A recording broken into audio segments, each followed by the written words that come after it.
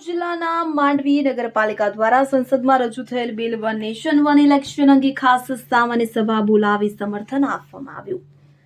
વિગતે વાત કરીએ તો સુરત જિલ્લાના માંડવી નગરપાલિકા ખાતે આપણા દેશના આદરણીય વડાપ્રધાન નરેન્દ્રભાઈ મોદી દ્વારા તારીખ 17/12/2024ના રોજ સંસદમાં વન નેશન વન ઇલેક્શન અંગેનું બિલ રજૂ કરવામાં આવ્યું હતું, જેને અનુલક્ષીને માંડવી નગરપાલિકા દ્વારા ખાસ સામાન્ય સભા બોલાવી હતી કે જેમાં વન નેશન વન ઇલેક્શનના બિલને માંડવી નગરપાલિકા પ્રમુખ નિમેશભાઈ શાહે બિલનું વાંચન કરવામાં આવ્યું હતું કે જેને સર્વેએ આદરપૂર્વક વધાવી લઈ તેને સમર્થન આપવામાં આવ્યું હતું। આ પ્રસંગે સુરત જિલ્લા ભારતીય જનતા પાર્ટીના મહામંત્રી રાજેશભાઈ પટેલ, સુરત જિલ્લા ભાજપ મંત્રી ડોક્ટર આશીષભાઈ ઉપાધ્યાય, માંડવી નગરના પ્રભારી અજીતસિંહ સુરમા, માંડવી નગર ભાજપ પ્રમુખ પ્રીતેશ રાવળ, મહામંત્રી સ્નેહલભાઈ મોઢેરા તથા નગરપાલિકાના સદસ્યો ઉપસ્થિત રહ્યા હતા।